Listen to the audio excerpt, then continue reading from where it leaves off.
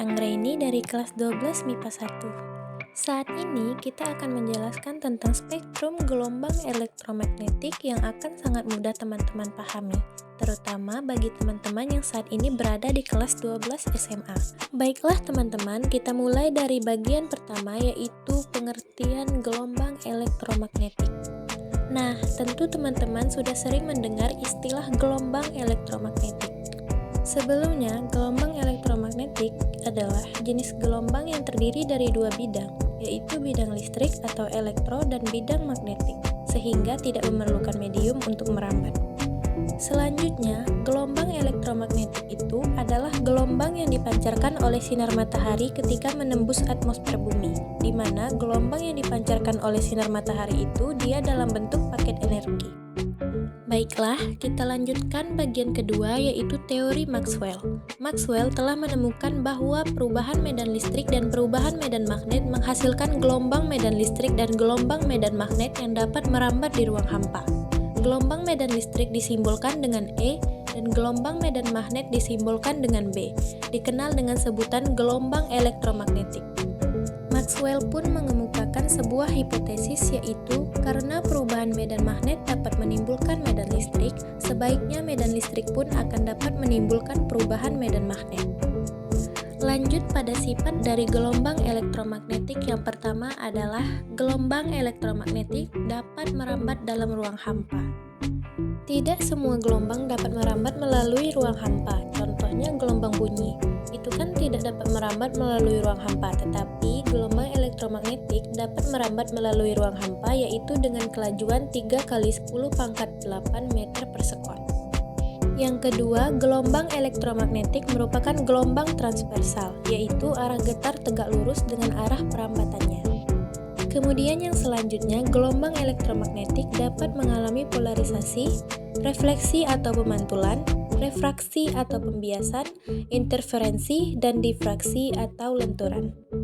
Nah, yang terakhir dari sifat gelombang elektromagnetik yaitu arah rambat gelombang elektromagnetik tidak dibelokkan oleh medan listrik dan medan magnet, tapi dibelokkan oleh medan gravitasi.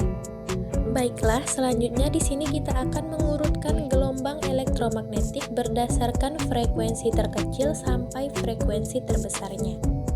Baiklah, yang memiliki frekuensi terkecil dari gelombang elektromagnetik adalah yang pertama gelombang radio dengan frekuensi 5 × 10⁵ sampai 10⁹ Hz.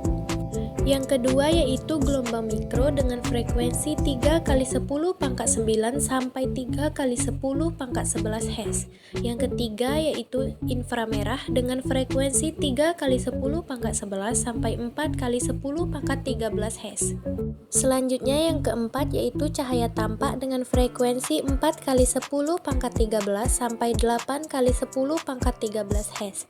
Yang kelima ultra ungu dengan frekuensi 8 × 10⁻13 sampai 10⁻17 Hz.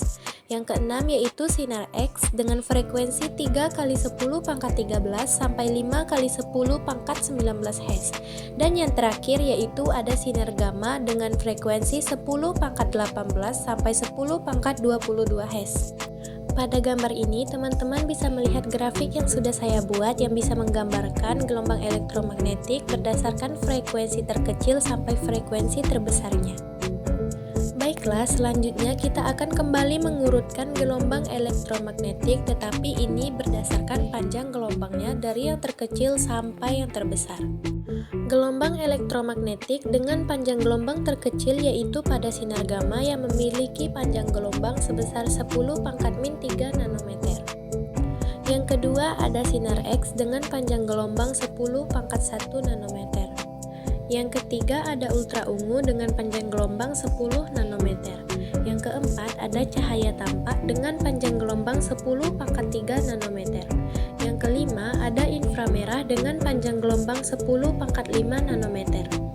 Yang keenam ada gelombang mikro dengan panjang gelombang 10⁻⁷ nanometer. Dan yang terakhir ada gelombang radio dengan panjang gelombang terbesar yaitu 10⁻⁹ nanometer.